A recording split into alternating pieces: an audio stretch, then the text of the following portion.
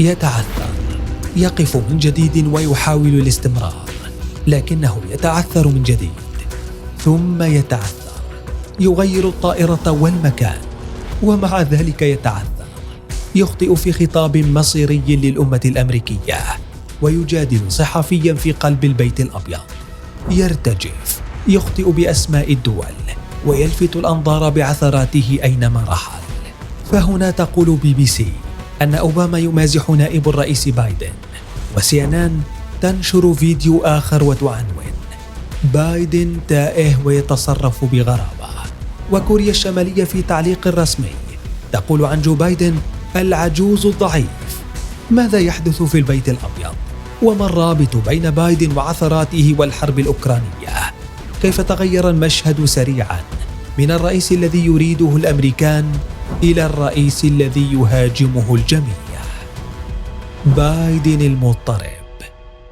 خلال الأيام القليلة الماضية تحول الرئيس الأمريكي جو بايدن إلى حديث الإعلام الأمريكي والعالمي، ليس لأهمية قراراته أو حتى إعلان مهم منه، بل بسبب أخطائه وعثراته المستمرة، والتي باتت مادة دسمة للإعلام في كل مكان، خصوصا أن من نتحدث عنه يمثل بلاد أبناء العمسام، أو كما يقول البعض الدولة العظمى في العالم. فبدء سلسلة عثرات بايدن الحديثة مع أوائل اندلاع الحرب الروسية الأوكرانية، إذ خرج في خطاب من أسفل قبة الكونغرس فيما يسمى بخطاب حالة الاتحاد التي تجمع الجمهوريين والديمقراطيين، وذلك في تعبير مجتمع عن اتحادهم على رأي واحد. حينها كان من المقرر أن يلقي بايدن خطابا يطمئن فيه الشعب الأمريكي، ويؤكد على قوة بلاده وقدرتها على مواجهة أي غزو، وفي ذات الوقت يؤكد دعمه للشعب الأوكراني ورئيسه. وبالفعل بايدن فعل ذلك، لكنه وقع بخطأ فادح للغاية، فبدل أن يقول الشعب الأوكراني قال الشعب الإيراني، وكرر الخطأ مؤكدا تضامنه معه في الحرب الأوكرانية. زلة لسان كما قال الإعلام الأمريكي لفتت الأنظار أكثر حول جو بايدن وحول حالته الصحية وقدراته العقلية، خصوصا إن حالة من الارتباك ظهرت على وجه نائبته كاميلا هاريس، وكأنها تقول: لقد وقعنا في الفخ. لم يتوقف بايدن عند هذا الحد، فقبل أيام قليلة ظهر فيديو أثار الشك أكثر حول دوره ومكانته في الحزب الديمقراطي، حيث انتشر فيديو للرئيس الأمريكي السابق باراك أوباما مع جو بايدن حمل الكثير من إشارات الاستفهام، حيث دخل أوباما البيت الأبيض لأول مرة منذ سنوات، وذلك لمساندة سياسة الرعاية الصحية. كل ذلك كان عاديا وحتى طبيعيا، حتى اعتلى أوباما المنصة ليلقي كلمة، وبدلا من أن يقول سيد الرئيس عرف الحضور بنائب الرئيس جو بايدن، حيث كان بايدن نائبا لأوباما خلال فترة حكمه. ورغم محاولة أوباما لملمة الموقف، لكن موجة الضحك في القاعة كانت مستمرة، إذ قال باراك بعدها أنها كانت مزحة لكن مخطط لها سلفا على حد وصفه. صعد بايدن بعدها للمنصة ليرحب بالرئيس أوباما كما قال، ومن ثم بدأ الحديث عن سبب عدم حضور زوجته للمناسبة. ارتباك كبير ظهر على الرئيس الأمريكي وحتى نائبته، أضيف للحرج الذي وقع فيه مرات عدة، وفي ذات الوقت رسم إشارات استفهام حول سلطة الرئيس، وهل هناك من يحركه حقا؟ لم يكتفي بايدن عند هذا الحد، بل أحرج نفسه وإدارته بشكل أكبر، فخلال حديثه للصحفيين في حديقة البيت الأبيض وإلى يمينه براون جاكسون، أول قضية سمراء يجري تعيينها في المحكمة العليا، فيما وقفت نائبة الرئيس كاميلا هاريس إلى يساره، أطلق تصريح وصفه رواد مواقع التواصل الاجتماعي بالعجيب، وفي ذات الوقت أصاب الحاضرين بالذهول والاستغراب.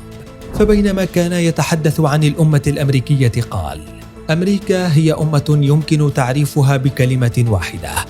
كنت عند سفح الهيمالايا مع شي جينغ بين أسافر معه، سافرت 17,000 ميل عندما كنت نائب الرئيس، لا أعلم حقيقة ذلك.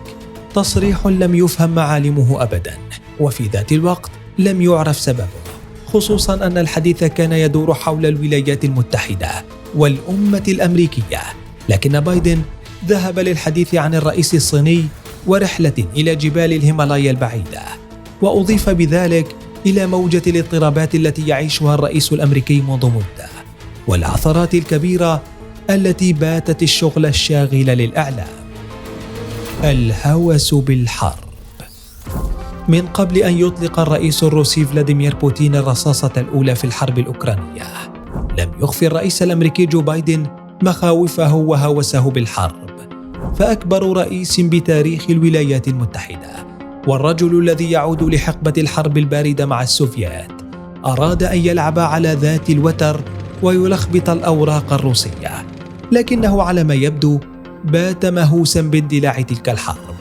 فمنذ ترشحه للانتخابات الرئاسية لمح بايدن لخطة جديدة يريدها، والتي بدورها حتما ستحمل معها الحروب والدمار، إذ أوضح أنه يريد إنشاء تحالف عالمي دولي بقيادة واشنطن يضم الأنظمة الديمقراطية الليبرالية بمواجهة الأنظمة الاستبدادية كما وصفها والزعماء الأقوياء في العالم.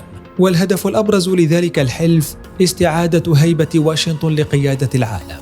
فكرر خلال حملته مصطلح العالم الحر في إشارة لمن يريد الانضمام له، ومع هذا فتلك الخطة لا يمكن أن تطبق في أوكرانيا، إذ تعتبر كييف من أكثر دول العالم فسادا، وفي ذات الوقت مؤشر الفقر فيها بارتفاع مستمر، الأمر الذي يجعل منها دولة من المستحيل أن تكون ضمن الناتو أو الاتحاد الأوروبي. ومع هذا أراد بايدن من أوكرانيا أن تلعب دور الصديق الذي يضحي بنفسه من أجل واشنطن. فزاد من تصريحاته التي تشير لقرب بوتين من غزو كييف، وأكد في كل مرة أنه سيدعمها بكل ما تحتاج، لكن ذلك لم يحدث بالكامل. فرغم الأسلحة التي ترسل بشكل مستمر لأوكرانيا، لكنها في الواقع وكما يصف محللون عسكريون تمد بعمر الحرب أكثر، فأغلبها من نوعية الأسلحة المضادة التي تستخدم لاستنزاف العدو.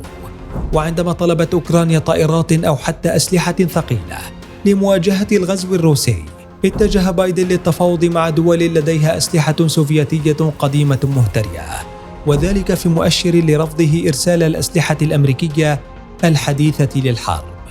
تستمر الحرب الأوكرانية اليوم، وتستمر عثرات بايدن أيضا، ولا يعلم أحد ما سيحدث للإدارة الأمريكية في قادم الأيام. هل هي راضية على بايدن وما يفعله، أم أنها تنتظر اللحظة المناسبة لخروجه؟ وهل أخطأ الأمريكيون هذه المرة باختيار رئيسهم؟